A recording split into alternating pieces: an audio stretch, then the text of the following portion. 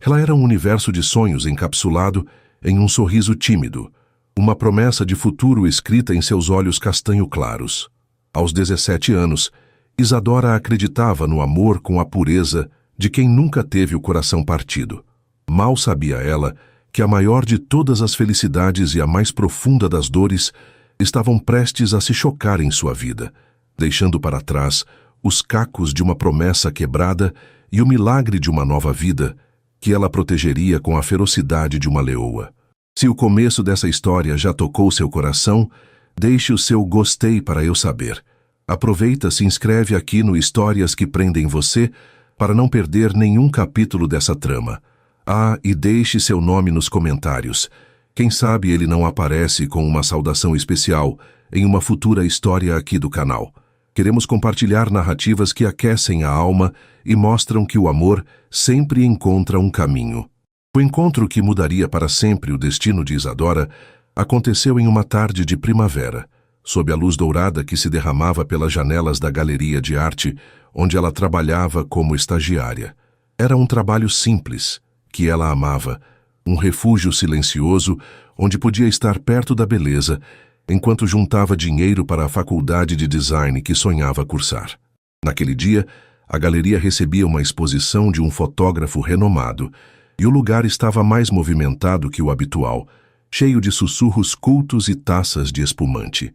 Isadora, com seu vestido floral simples e os cabelos castanho claros presos em um coque frouxo, sentia-se um peixe fora d'água, mas cumpria suas tarefas com uma graça discreta.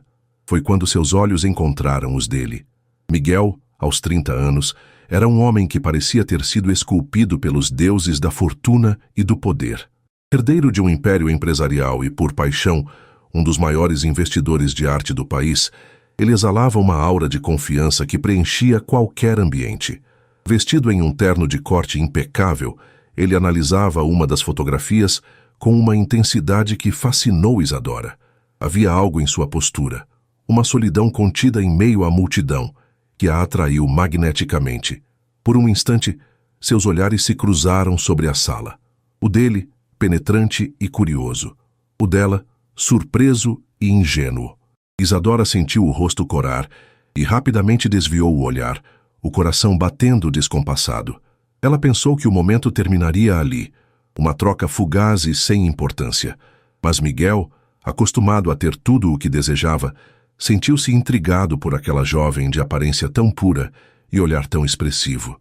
Ele se afastou do grupo com quem conversava e caminhou em sua direção com a segurança de um predador. Você parece entender a alma desta fotografia mais do que todos os críticos juntos, ele disse, sua voz grave e aveludada, causando um arrepio na espinha de Isadora. Ela ergueu o olhar, surpresa. Eu? Eu sou apenas uma estagiária, senhor. Apenas aprecio a beleza. A beleza reconhece a si mesma, ele respondeu com um sorriso de canto que era ao mesmo tempo charmoso e perigoso. Meu nome é Miguel. Isadora, ela sussurrou, sentindo-se pequena e ofuscada por sua presença. Aquele foi o começo de um romance avassalador. Miguel era um vendaval na vida tranquila de Isadora. Ele a buscava na galeria em carros de luxo que faziam os vizinhos dela espiarem pela janela. Levava-a para jantares em restaurantes cujos nomes ela só tinha visto em revistas. Apresentava-a a um mundo de opulência e sofisticação que parecia pertencer a outro planeta. Mas não era o luxo que encantava Isadora. Era o homem por trás dele. Era o jeito como Miguel segurava sua mão, como se ela fosse a joia mais rara de sua coleção. Eram as conversas que se estendiam pela madrugada, onde ele parecia baixar a guarda e mostrar um lado vulnerável que ninguém mais conhecia. Ele falava de suas paixões, de suas perdas, da pressão de carregar o nome da família. E Isadora, com sua capacidade infinita de empatia, ouvia e o acolhia. Para Miguel, Isadora era um bálsamo. Em um mundo de superficialidade e interesses, a pureza dela era inebriante. Ele se viu viciado na sua risada genuína, na forma como seus olhos brilhavam ao falar de seus sonhos simples. Com ela, ele não era o herdeiro milionário, o empresário implacável. Era apenas Miguel.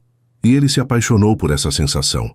Apaixonou-se por ela com uma intensidade que o assustava. O refúgio deles Era uma pequena casa de praia que pertencia a ele. Um lugar simples e isolado, onde o mundo exterior não podia alcançá-los. Foram meses de felicidade pura, de passeios na areia, de beijos roubados ao pôr do sol. Foi lá que ele lhe prometeu um futuro. Eu nunca me senti assim antes, Isadora. Ele confessou em uma noite, enquanto observavam as estrelas. É como se toda a minha vida estivesse em preto e branco, e você chegou e a coloriu. Eu quero você ao meu lado, para sempre. Isadora, com a cabeça deitada em seu peito, sentiu as lágrimas de felicidade escorrerem por seu rosto. Ela acreditou em cada palavra. Acreditou porque queria, porque precisava. Acreditou porque o amava com toda a força de seus 17 anos. Mas o conto de fadas tinha uma vilã. Beatriz Monteiro, a matriarca da família, era uma mulher de elegância fria e coração de aço. Ela governava a família e os negócios com a mesma mão de ferro, e via o romance de seu filho com aquela garota comum como uma ameaça existencial ao legado dos Monteiro. Ela havia escolhido uma noiva para Miguel, uma herdeira de outra família poderosa, e não permitiria que uma estagiária qualquer arruinasse seus planos dinásticos. Beatriz começou a mover suas peças com a sutileza de uma enxadrista experiente, envenenando a mente de Miguel com desconfianças. Cuidado, meu filho, ela dizia em jantares de família dos quais Isadora nunca participava.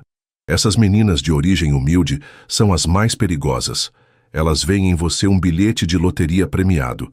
O amor delas tem um preço. Miguel, de início, defendia Isadora com veemência. Você não a conhece, mãe.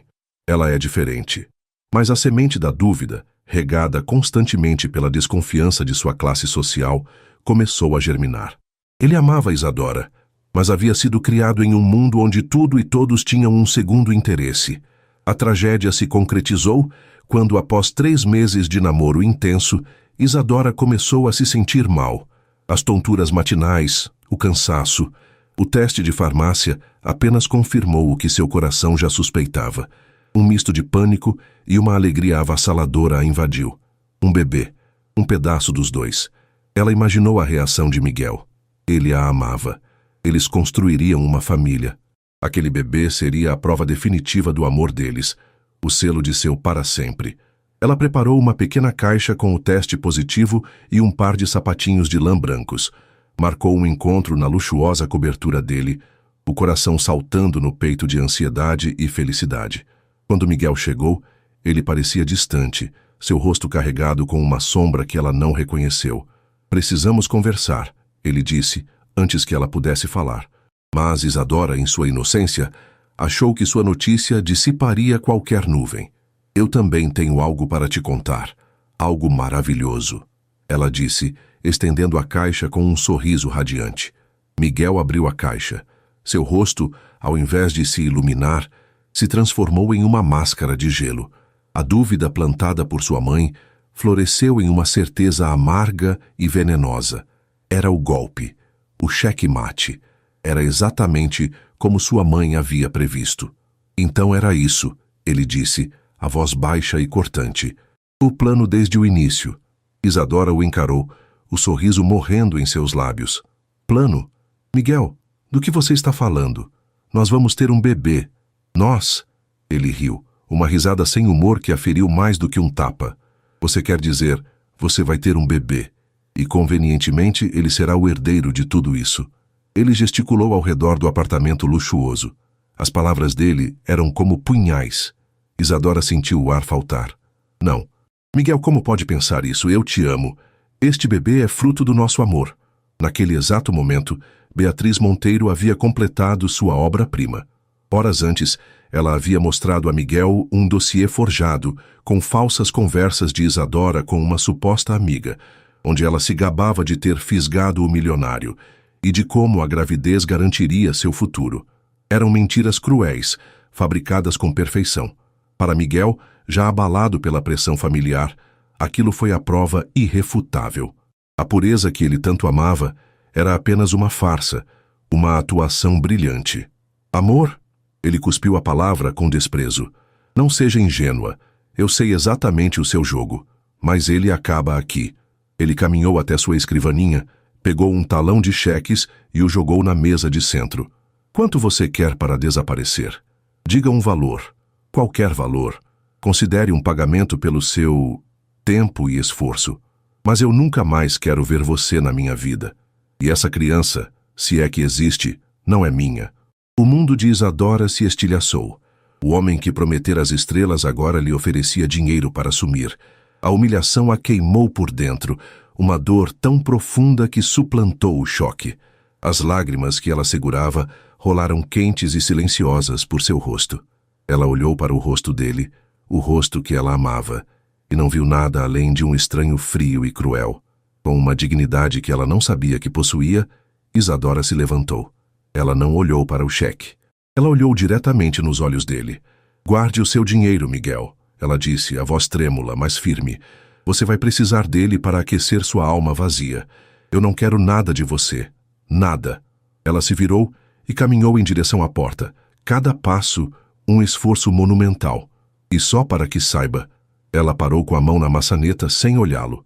Este bebê é a única coisa verdadeira que resultou de tudo isso. E eu vou amá-lo o suficiente por nós dois. Vou protegê-lo de pessoas como você. Ele nunca saberá que o homem que deveria ser seu pai é um covarde. Isadora fechou a porta atrás de si, deixando para trás a cobertura luxuosa, o homem que amava e a vida que sonhara. Naquela noite, sob a chuva fria que começava a cair, ela fugiu. Fugiu da dor, da humilhação, da traição. Com nada além da roupa do corpo e um pequeno milagre crescendo em seu ventre, ela desapareceu na escuridão, prometendo a si mesma que seu filho teria uma vida cheia de amor e dignidade, longe, muito longe, da sombra venenosa do Império Monteiro.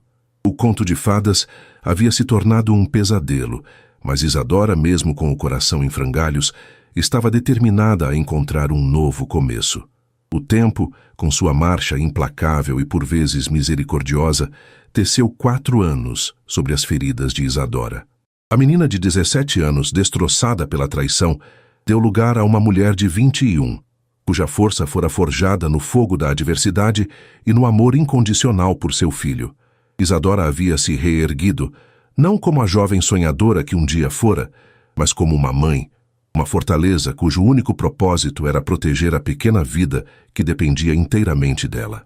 Ela se mudou para uma cidade litorânea, um lugar ensolarado e tranquilo chamado Vila das Flores, onde ninguém conhecia seu passado e o sobrenome Monteiro não assombrava as conversas. Ali, ela era apenas Isadora, a mãe do Lucas. E Lucas era o seu sol. Aos 4 anos, ele era um menino de uma energia contagiante e uma doçura que desarmava. Tinha os cabelos castanho claros da mãe, mas os olhos eram de um castanho escuro tão profundo e expressivo que, por vezes, quando Isadora o olhava, sentia uma pontada de dor ao se lembrar de Miguel. Mas a semelhança era apenas física. O espírito de Lucas era pura luz, uma alegria que preenchia cada canto da pequena casa de 2 cômodos que eles chamavam de lar. A casa era humilde, alugada, com móveis de segunda mão que Isadora havia garimpado e reformado com seu talento nato para o design. As paredes eram cobertas pelos desenhos coloridos de Lucas, e o ar cheirava a maresia e ao bolo de fubá que ela costumava fazer nas tardes de domingo. Era um santuário de paz, construído com muito esforço e amor. Para se sustentar, Isadora transformou seu talento em profissão. Durante as horas em que Lucas estava na creche pública, ela se dedicava a trabalhos como freelancer. Criava logotipos para pequenos comércios locais, diagramava cardápios para restaurantes e, aos poucos, construiu uma modesta carteira de clientes. Seu computador e sua mesa digitalizadora eram suas ferramentas mais preciosas, a ponte para a independência que ela tanto prezava. Não era fácil. Havia noites em que ela ia dormir exausta, com as contas se acumulando, mas bastava olhar para o rosto sereno de Lucas, dormindo em seu pequeno quarto, para que todas as suas forças se renovassem. Ele era seu porquê, sua razão, sua maior obra de arte. Enquanto isso, na capital, a vida de Miguel Monteiro era um paradoxo de sucesso e vazio. Aos 35 anos, ele havia multiplicado a fortuna da família e se tornado um dos empresários mais respeitados do país. Mas o sucesso nos negócios não aplacava uma inquietação persistente em sua alma. Após o rompimento com Isadora, ele mergulhou no trabalho como um náufrago se agarra a uma tábua. Tentou seguir em frente. Teve outros relacionamentos com mulheres que sua mãe aprovava, mas nenhum deles conseguiu preencher o vazio deixado por aquela jovem de olhos puros. A memória dela o assombrava nos momentos mais inesperados. Ao ver uma pintura em uma galeria, ao sentir o cheiro do mar, ao ouvir uma risada genuína. A dúvida, que ele esmagara com brutalidade naquele dia fatídico, por vezes retornava como um fantasma. Teria ele sido justo? A dor e a dignidade no olhar dela ao partir não pareciam ser de uma golpista, mas ele afastava esses pensamentos. Era mais fácil viver com a raiva do que com o arrependimento. Como uma forma de aplacar essa culpa difusa, Miguel encontrou uma nova paixão, uma que surpreendeu a todos: a filantropia na área da saúde infantil. Ele não apenas doava quantias vultosas, como também decidiu cursar medicina, uma vocação que abandonara na juventude pela pressão de assumir os negócios. Com sua inteligência e determinação, ele se tornou um renomado cirurgião pediátrico, especializado em casos cardíacos complexos. Era como se, ao salvar o coração de crianças desconhecidas, ele tentasse, de alguma forma, consertar o seu próprio. A paz na pequena Vila das Flores foi brutalmente interrompida em um dia de outono. Começou de forma sutil. Lucas, sempre tão ativo, começou a se cansar com mais facilidade. Perdia o fôlego correndo atrás da bola. Suas bochechas rosadas por vezes ganhavam um tom azulado preocupante. Isadora, com o coração de mãe em alerta, o levou ao pequeno posto de saúde da cidade. O médico, um senhor gentil, inicialmente pensou ser apenas um caso de asma, mas os sintomas pioraram. Lucas começou a ter episódios de falta de ar que o deixavam apavorado e sua mãe, em pânico. Após uma série de exames em uma cidade vizinha, veio o diagnóstico. Uma sentença que roubou o chão dos pés de Isadora. Tetralogia de Fallot, uma cardiopatia congênita grave. O médico foi direto. A condição de Lucas era complexa e se agravara. Ele precisava de uma cirurgia corretiva urgente, um procedimento de peito aberto, de alto risco, que só poderia ser realizado por uma equipe extremamente especializada. "Sinto muito, minha jovem", disse o cardiologista com o olhar cheio de compaixão. "Não temos estrutura para isso aqui. A única chance para o seu filho é o Hospital Monte Sinai, na capital. É o melhor centro de cardiologia pediátrica do país. Eles têm uma equipe liderada por um cirurgião que faz milagres, Dr. Miguel Monteiro." O nome a atingiu como um soco no estômago. Miguel. O mesmo Miguel. O mundo girou. Não podia ser. Era uma cruel peça do destino, um pesadelo do qual ela não conseguia acordar. Por um momento a negação a dominou. Qualquer lugar, menos lá. Qualquer médico, menos ele. Mas a realidade se impôs, fria e inescapável. A vida de seu filho estava em jogo. O orgulho, a dor, o passado. Nada disso importava diante da possibilidade de perder Lucas. "O que eu preciso fazer?", ela perguntou, a voz saindo embargada, mas firme. O caminho era árduo. O hospital era particular e caríssimo. Mesmo que conseguisse uma vaga pelo sistema público, a fila de espera poderia ser longa demais. A urgência de Lucas não podia esperar. A única saída era uma consulta particular, que por si só custava mais do que Isadora ganhava em meses. A cirurgia, então, era uma cifra astronômica, impensável. Mas Isadora não se permitiu desesperar. Ela se agarrou à primeira etapa: conseguir a consulta. Mostrar a urgência do caso de Lucas diretamente ao famoso Dr. Monteiro. Ela lutaria, como sempre fez. De volta à sua casa, que agora parecia silenciosa e sombria, Isadora começou sua batalha. Ela pegou suas poucas economias, guardadas para a entrada de uma casa própria ou para a faculdade de Lucas. Vendeu sua mesa digitalizadora profissional, sua ferramenta de trabalho, e a trocou por um modelo mais simples, usando a diferença para completar o valor. Vendeu o único bem de valor que possuía, um delicado colar de ouro com um pequeno pingente de anjo, herança de sua falecida mãe. Doeu como se estivesse arrancando um pedaço de si mesma, mas ela não hesitou. Cada centavo era um passo a mais em direção à salvação de seu filho. Ela ligou para o Hospital Monte Sinai. A secretária, com uma voz polida e impessoal, informou que a agenda do Dr. Monteiro era extremamente concorrida, com meses de espera. Isadora, com a voz embargada pelo desespero, implorou. Ela explicou a gravidade do caso de Lucas, o diagnóstico, a urgência. Ela falou com a eloquência de uma mãe aterrorizada, uma força da natureza que a secretária, acostumada a lidar com pessoas influentes, não pôde ignorar. Olha, senhora, farei o que posso. Houve um cancelamento para daqui a 2 semanas. É um encaixe no final do dia, pode ser? Sim, sim, pode. Isadora quase gritou de alívio. 2 semanas. Era uma eternidade e um piscar de olhos ao mesmo tempo. Ela comprou as passagens de ônibus para a capital, uma viagem longa e cansativa. Arrumou uma pequena mala para ela e para Lucas, colocando seus brinquedos favoritos, seus livrinhos de colorir, tudo para tentar manter um fiapo de normalidade em meio ao caos. A cada sorriso de Lucas, alheio à gravidade de sua condição, o coração de Isadora se partia e se reconstruía mais forte. Ela não podia falhar. Ela não iria falhar. A viagem foi um borrão de estradas, paradas em postos de gasolina e noites mal dormidas com Lucas aninhado em seu colo, sua respiração por vezes sibilante, lembrando-a a cada segundo do que estava em jogo.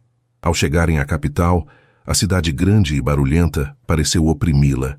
O ar era pesado, as pessoas apressadas, tudo tão diferente da tranquilidade de Vila das Flores.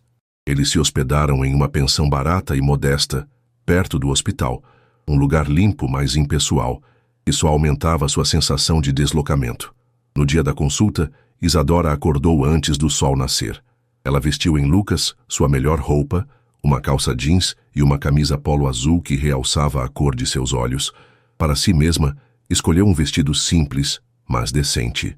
Ela penteou seus cabelos castanho claros e tentou usar um pouco de maquiagem para disfarçar as olheiras profundas, mas suas mãos tremiam tanto que ela desistiu.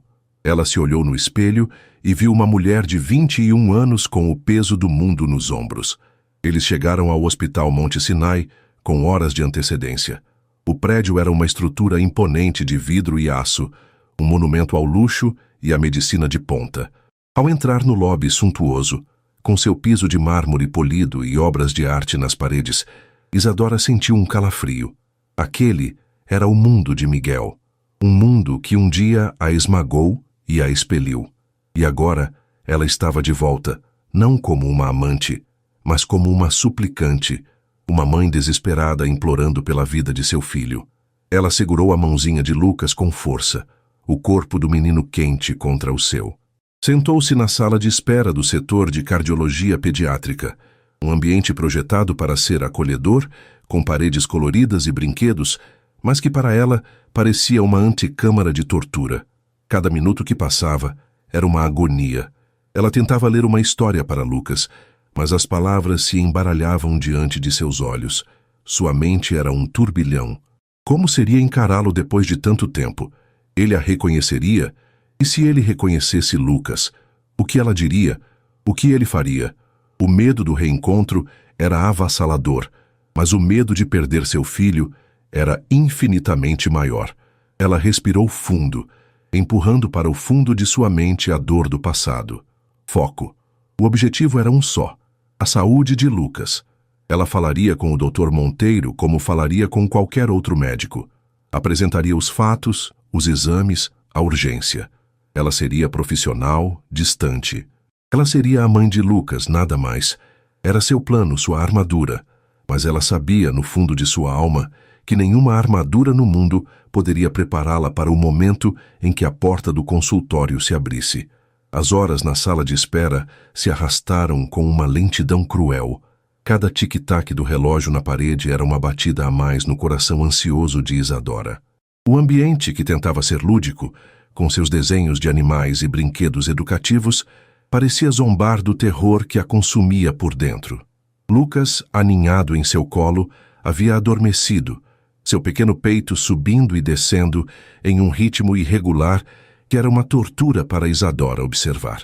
Seu rosto estava pálido e um leve tom azulado contornava seus lábios, um lembrete visível e constante da bomba relógio que batia dentro dele.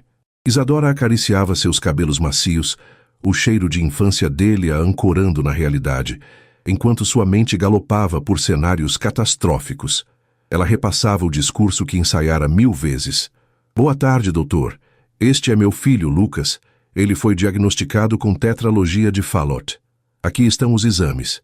Seria fria, objetiva, profissional. Uma mãe preocupada, nada mais.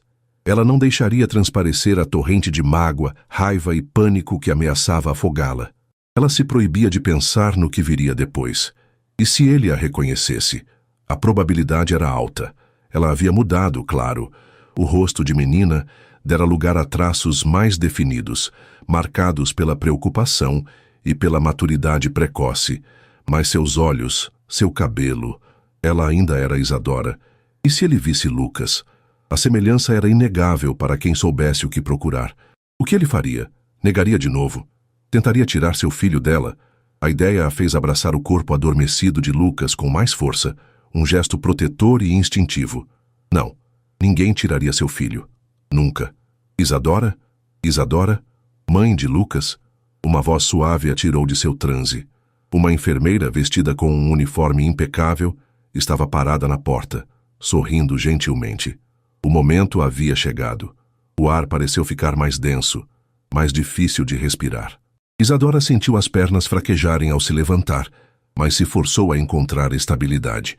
Com o máximo cuidado para não acordar Lucas, ela o ajeitou em seu colo, pegou a pasta com os exames e seguiu a enfermeira por um corredor branco e asséptico. Cada passo ecoava o som de seu próprio coração descontrolado. O corredor parecia infinito. Um túnel que a levava de volta a um passado que ela lutara tanto para enterrar. A enfermeira abriu uma porta e indicou a sala. Podem entrar e aguardar. O doutor Monteiro já vem. A sala de consulta era ampla e moderna, com equipamentos médicos de última geração que pareciam saídos de um filme.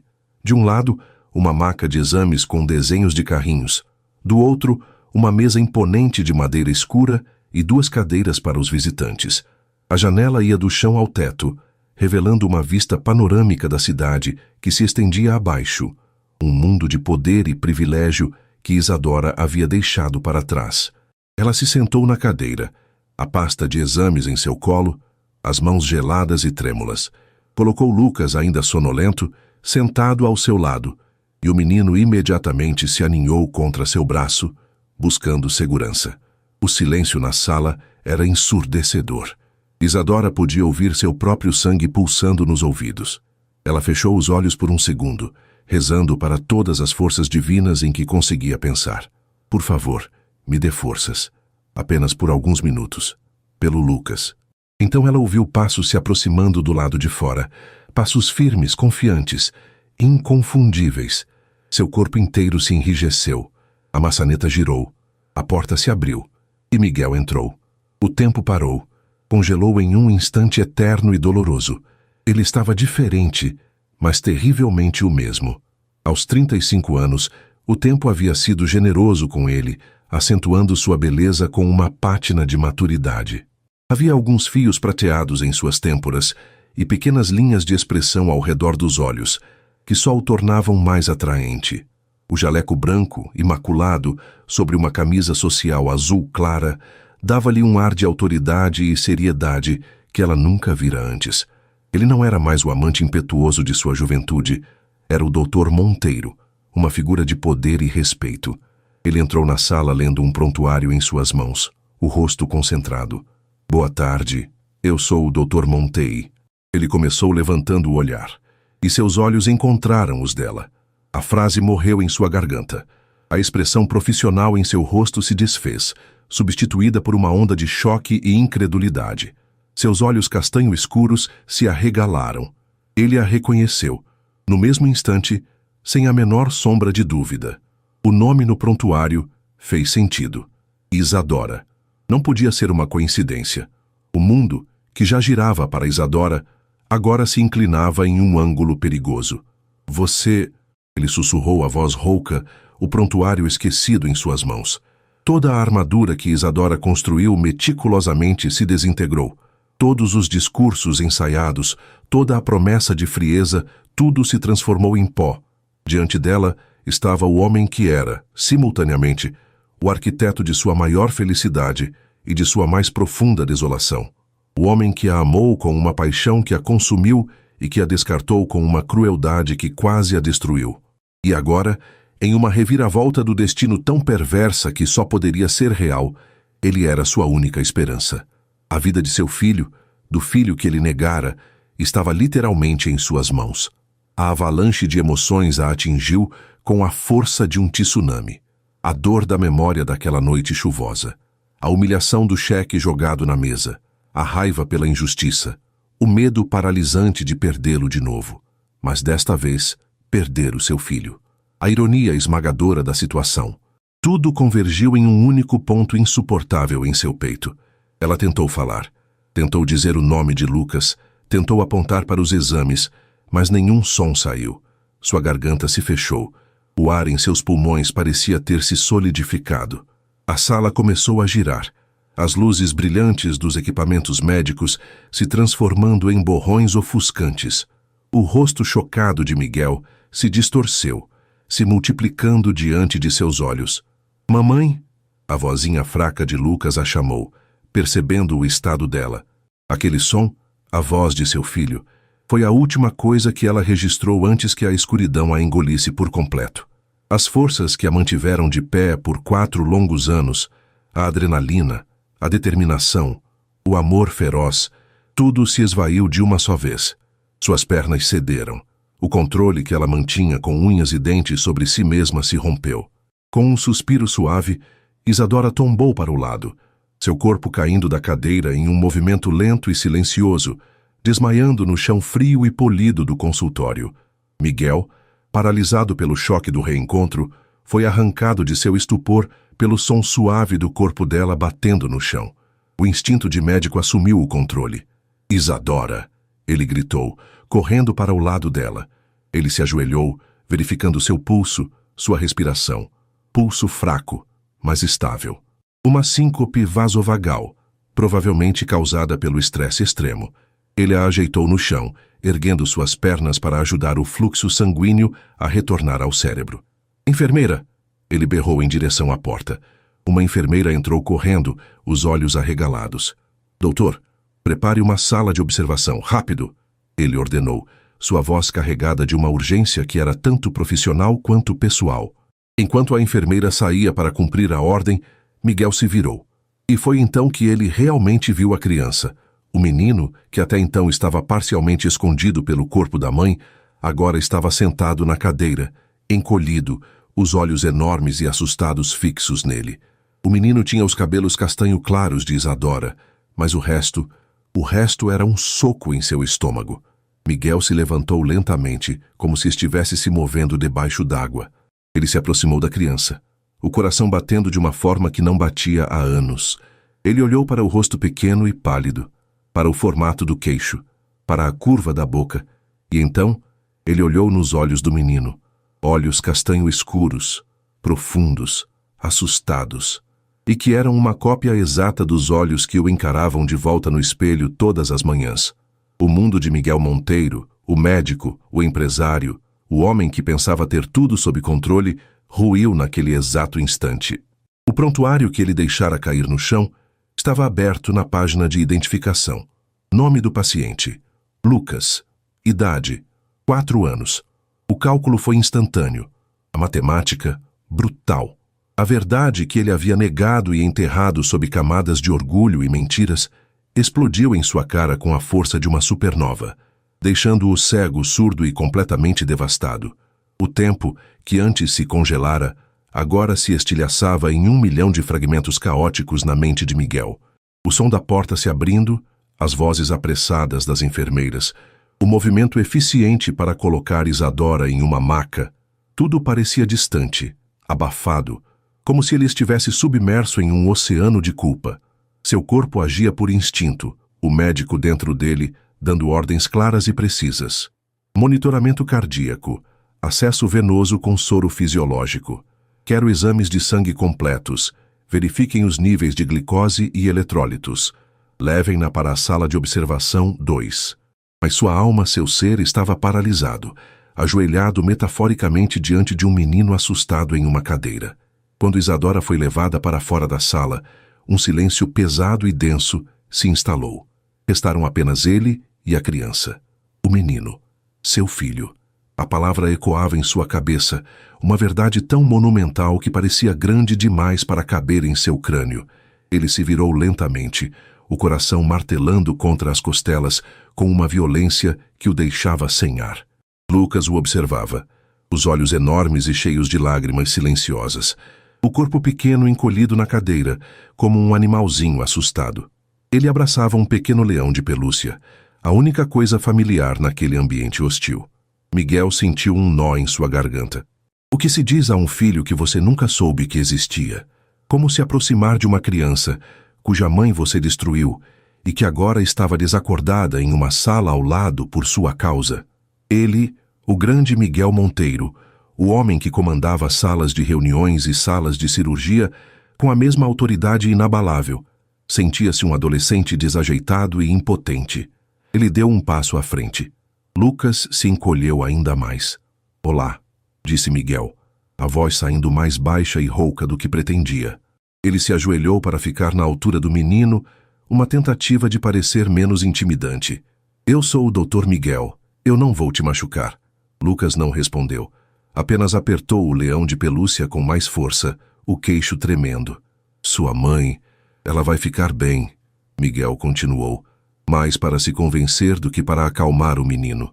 "Ela só ficou muito cansada. Ela precisa descansar um pouco." Ele estendeu a mão lentamente, um gesto hesitante. "Qual o seu nome?" "Lucas", o menino sussurrou a voz quase inaudível. "Lucas", Miguel repetiu, saboreando o nome, sentindo o peso dele. "É um nome muito bonito." Ele olhou para a pasta de exames esquecida no chão, o gatilho de toda aquela catástrofe.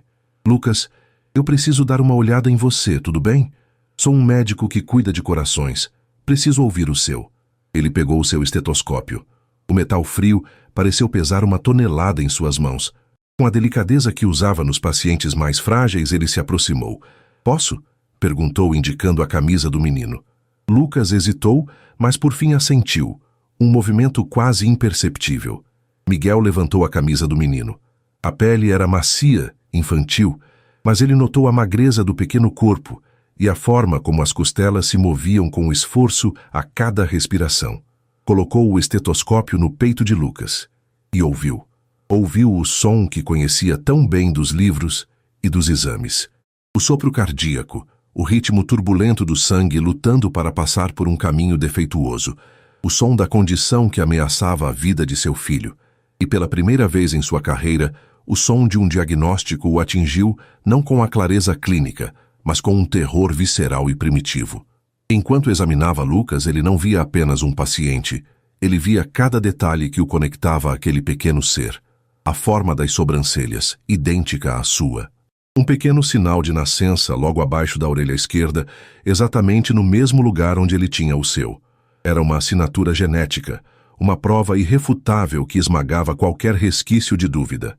A mentira de sua mãe, Beatriz, desmoronou em sua mente, revelando a arquitetura de uma crueldade que ele mal podia compreender. Ele lembrou daquele dia, 5 anos atrás. Lembrou-se da fúria cega, do orgulho ferido. Lembrou-se das palavras de sua mãe, ditas com uma convicção tão serena. "Ela armou tudo, meu filho. É uma golpista. Essas mensagens são a prova. Ela vai te destruir.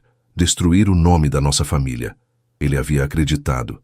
Quis acreditar, porque a alternativa, que ele estava sendo manipulado por sua própria mãe e que estava prestes a cometer o erro mais colossal de sua vida, era impensável. Ele escolheu o caminho mais fácil, o da desconfiança e da raiva. E ao fazer isso, ele não apenas expulsou Isadora de sua vida.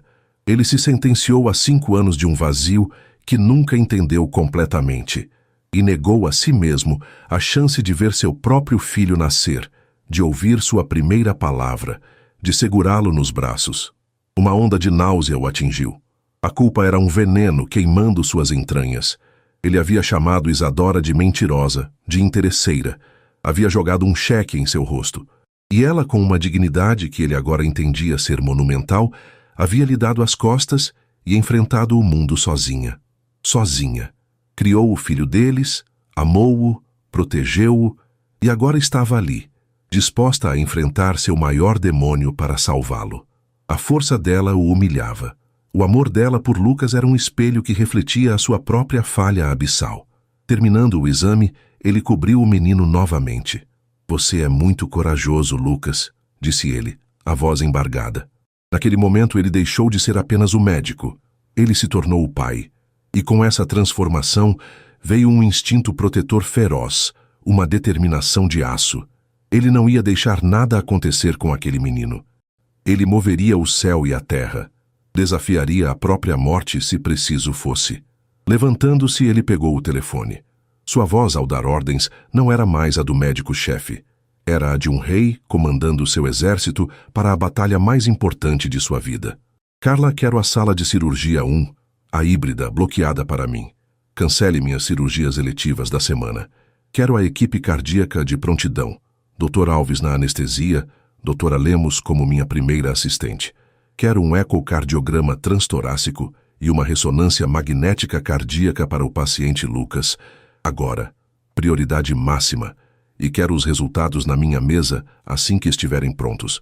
Ninguém entra e ninguém sai daquele setor de imagem até terminarem."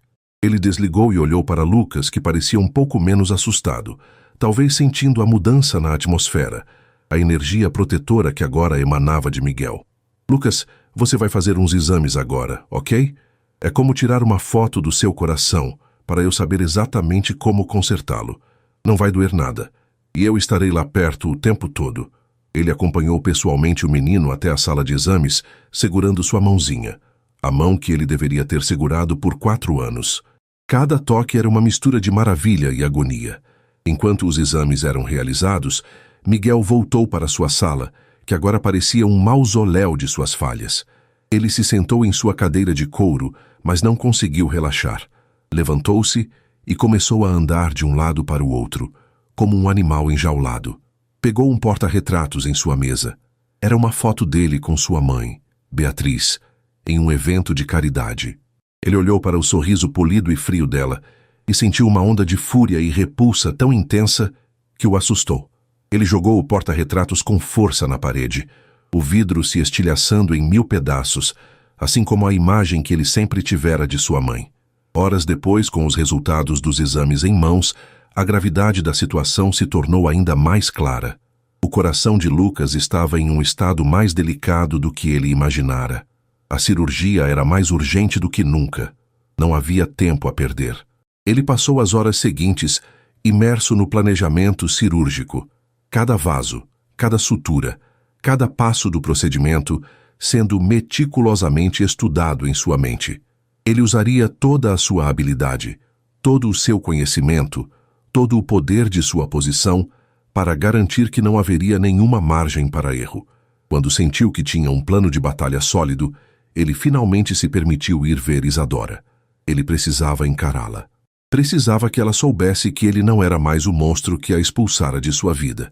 Ele caminhou até a sala de observação. Isadora ainda dormia, o rosto pálido contra o travesseiro branco, parecendo ainda mais jovem e frágil. Uma agulha de acesso venoso estava em sua mão. Um lembrete físico de todo o estresse que ele a fizera passar. Ele se sentou em uma cadeira ao lado da cama e apenas a observou, o peito doendo com o peso do arrependimento. Ele queria tocar seu rosto, afastar uma mecha de cabelo de sua testa, mas não se sentia no direito. Depois de quase 1 hora em silêncio, ele a viu se mover.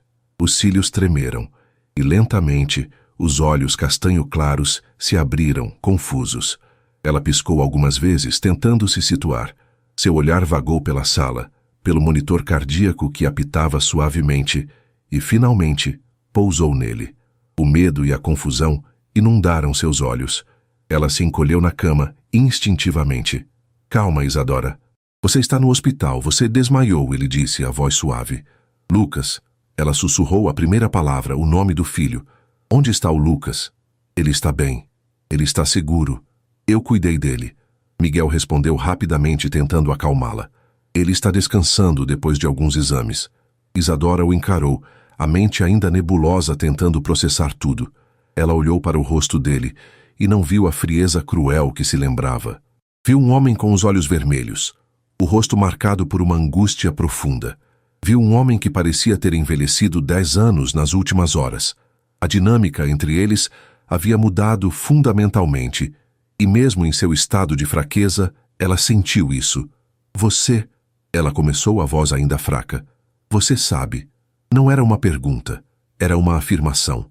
Miguel não conseguiu desviar o olhar. Ele apenas assentiu, uma única vez. E naquele gesto, ele confessou tudo. O reconhecimento, a culpa, a verdade. Sim, Isadora, ele disse, a voz quebrada pela emoção. Eu sei, ele é meu filho.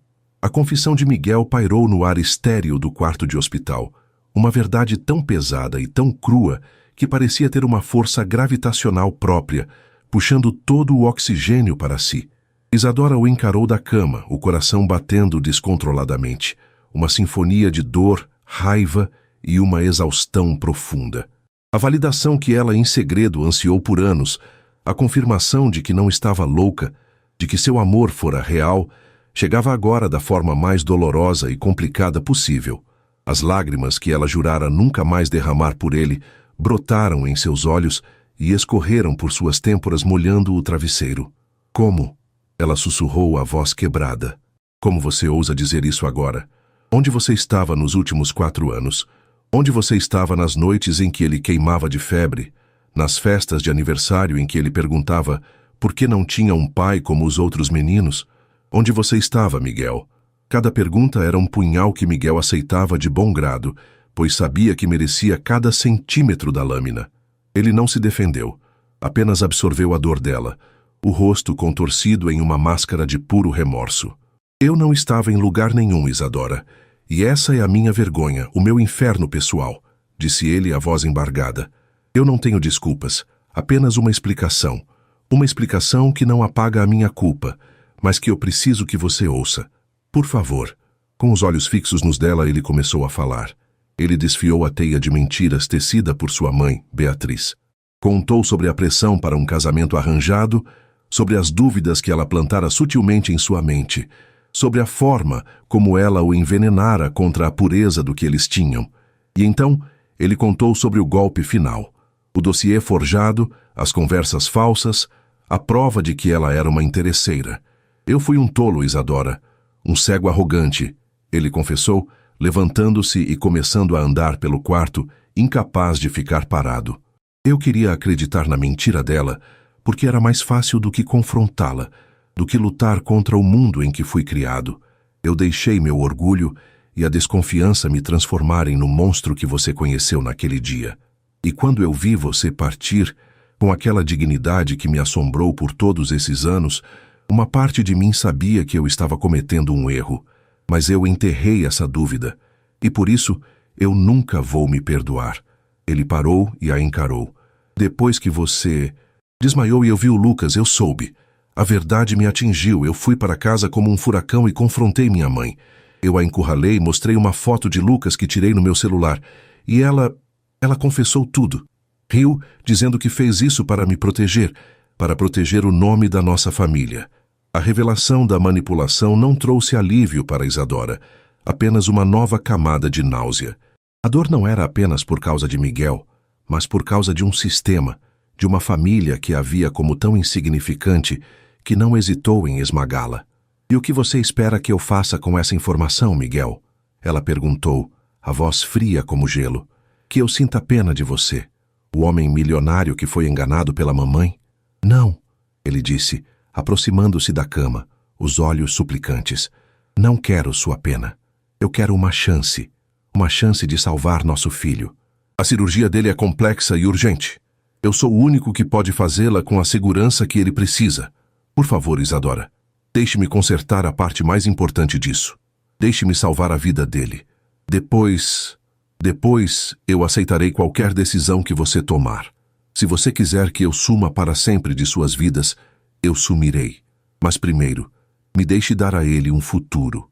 Isadora olhou para aquele homem desesperado. A sinceridade em sua voz, a agonia em seus olhos, era inegável. Ela odiava a situação, odiava depender dele. Mas no fundo a mãe falava mais alto que a mulher ferida. A vida de Lucas era a única coisa que importava. Faça, ela disse por fim. Salve o nosso filho. Aquelas 3 palavras foram a absolvição e a sentença de Miguel. Ele tinha a permissão dela, mas sabia que a verdadeira provação estava por vir. Os dias que antecederam a cirurgia foram um borrão de tensão. Miguel se dedicou ao caso de Lucas com uma obsessão monástica. Ele passava noites em claro, revisando os exames, simulando a cirurgia em programas de computador, discutindo cada detalhe com sua equipe. Ele era a personificação da excelência profissional, mas por baixo do jaleco era um pai aterrorizado. Isadora permaneceu no hospital, em um quarto de cortesia que Miguel providenciou. Ele tentou dar a ela o melhor, mas ela recusou qualquer luxo. Queria apenas ficar perto de Lucas. Miguel a mantinha informada de cada passo, explicando os procedimentos com uma paciência e clareza que eram uma forma de penitência. Nesses breves encontros nos corredores do hospital, eles eram 2 estranhos unidos pela mesma prece. Isadora via o cansaço e a determinação nos olhos dele, e uma parte minúscula de seu coração de gelo começou a derreter. Ele não estava fazendo aquilo por ego, mas por um amor paternal recém-descoberto e avassalador. No dia da cirurgia, a atmosfera no hospital era elétrica.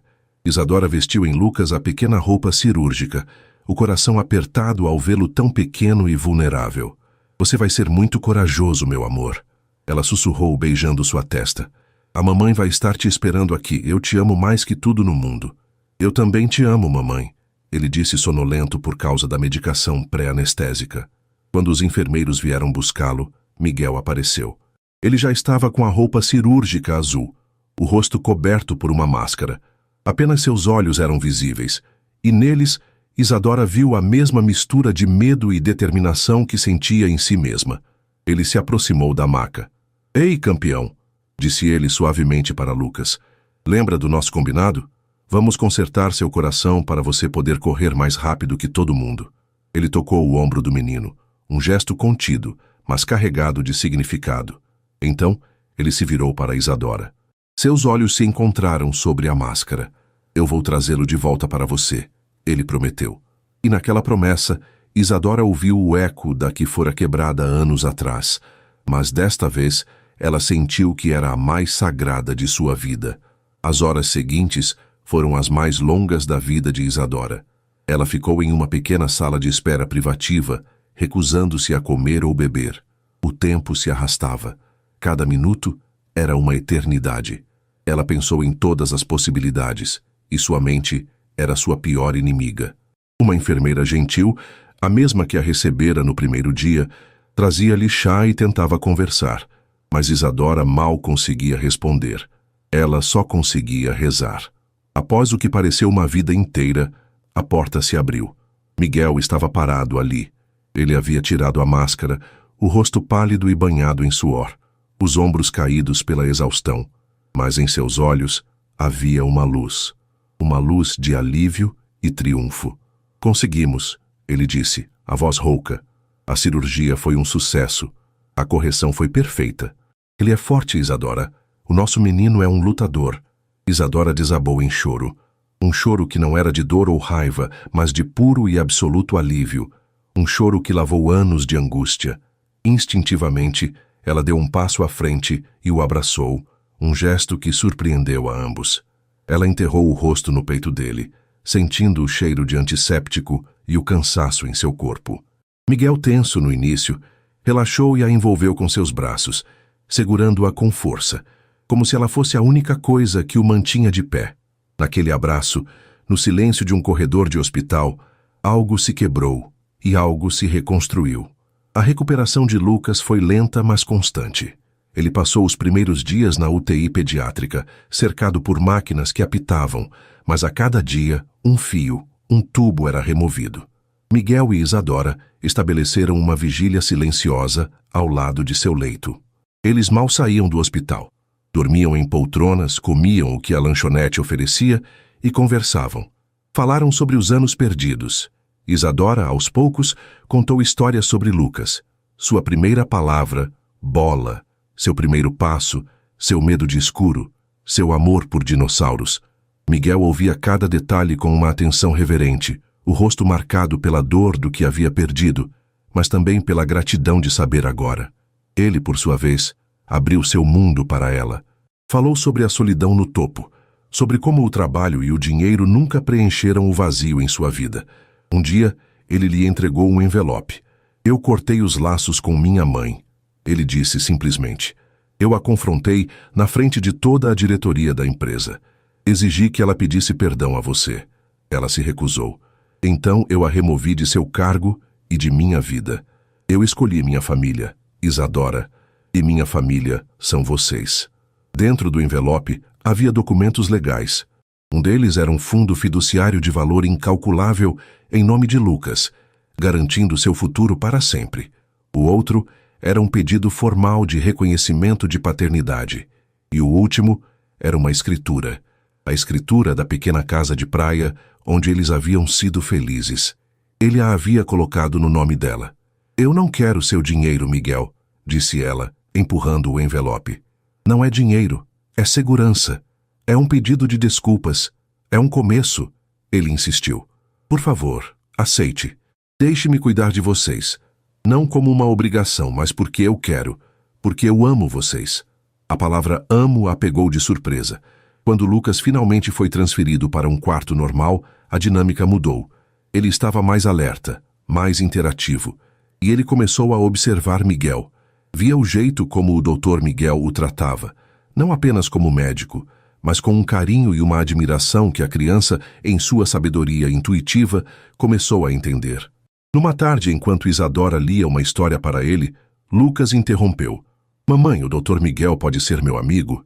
Isadora olhou para Miguel, que estava sentado do outro lado da cama, e viu os olhos dele se encherem de lágrimas. Claro, meu amor, respondeu Isadora. Acho que ele adoraria isso. Chegou o dia da alta. O sol brilhava lá fora, um contraste vibrante com os dias sombrios que eles haviam passado. Lucas, vestido com roupas normais, parecia outro menino. Suas bochechas estavam rosadas, sua respiração era calma e regular. Ele segurava a mão de Isadora com uma mão e, após um momento de hesitação, estendeu a outra para Miguel. Miguel a segurou como se fosse o tesouro mais precioso do mundo. Os três caminharam para fora do hospital para a luz do sol. Não era um final de conto de fadas. As cicatrizes, tanto as visíveis no peito de Lucas, quanto as invisíveis nos corações de Isadora e Miguel, ainda estavam lá. A confiança era uma planta frágil, que precisaria de muito tempo e cuidado para crescer. Mas ao saírem do hospital juntos, eles não eram mais uma mulher fugitiva, um milionário culpado e um menino doente. Eram um homem, uma mulher e uma criança, unidos pela mais dura das provações e pela mais resiliente das forças, o amor. Eles estavam deixando para trás a dor do passado e caminhando, de mãos dadas, em direção à frágil e preciosa promessa de uma segunda chance, um começo. E assim termina mais uma história aqui no nosso canal. E aí, gostou? Se essa trama te prendeu e você não quer perder nenhuma das próximas narrativas emocionantes, então não se esqueça. Inscreva-se agora no Histórias que Prendem Você e ative o sininho para receber todas as notificações. Seu like também ajuda muito o canal a crescer. Muito obrigado pela companhia e te espero na próxima história.